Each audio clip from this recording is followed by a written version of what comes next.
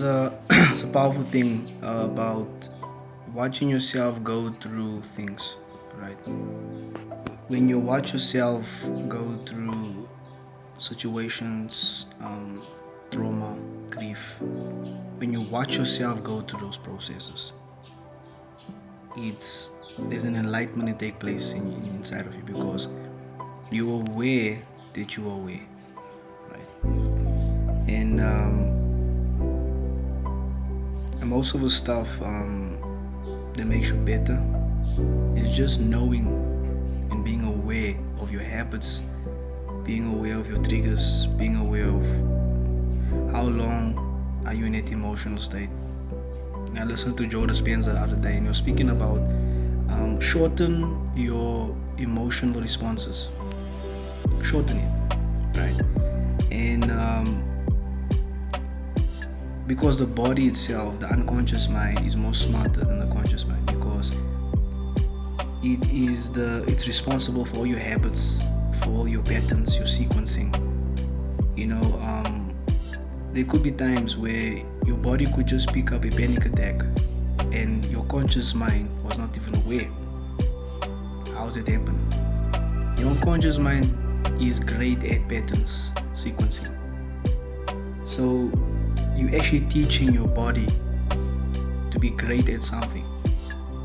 And when you are not consciously doing those patterns, your unconscious mind actually takes care of it for you.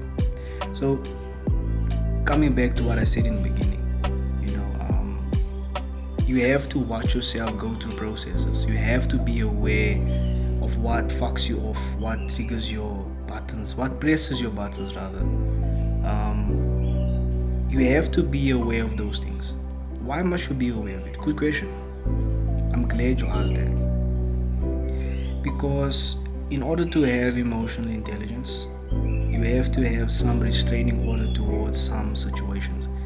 There's a book that I just generally going through right now. It's called Emotional Intelligence, and they call it a refractive period, where you don't know that you're gonna go into an anger. You don't know that you're gonna go into a rage mode. You do not know when you are gonna go into sadness. You just find yourself in that emotion. And it's interesting, the body doesn't give you a warning that, hey, you're gonna get into an anger or someone's gonna piss you off. You don't get that warning. You just find yourself in that emotion. And by understanding that, you just have to basically shorten the time of that emotion.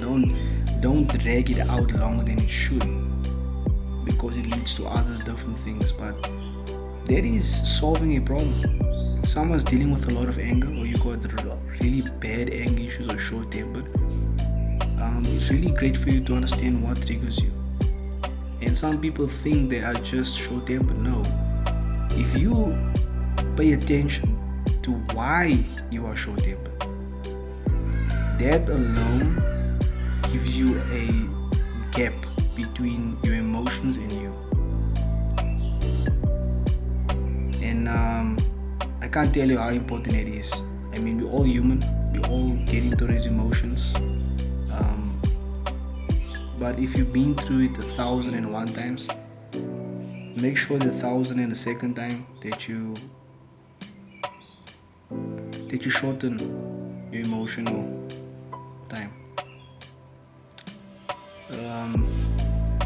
As much as I'm practicing this stuff every day, there's gonna come a point where your unconscious mind becomes better at good habits.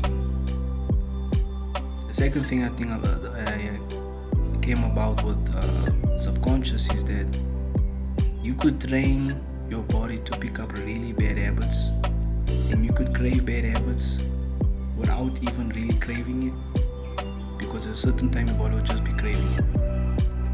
And it happens. The unconscious mind is a very powerful technique. I started to understand and started to play with unconsciousness, and I realized you are playing with a part of a human being that people don't even know how they're being influenced. Some people think they're influenced directly between, like it comes in front of your eyes. No. Most people are influenced on such a deep unconscious level, they don't even know why they're doing certain things. Because I needed to understand myself better so I can help other people understand themselves better. And in the work I'm doing, it's better to know people better than themselves. Because some people won't go through processes I've been through to understand myself. Some people won't. Some people won't have the patience. And this work takes a lot of patience to get to a level of understanding yourself. Again, many motherfuckers out here won't take time, won't have patience to deal with themselves. You know why? That's crazy. Why don't you deal with yourself? Because there's only one person that you're stuck with. There's only one person that you're really stuck with on this planet forever. And you don't know how to deal with that person. Sad reality.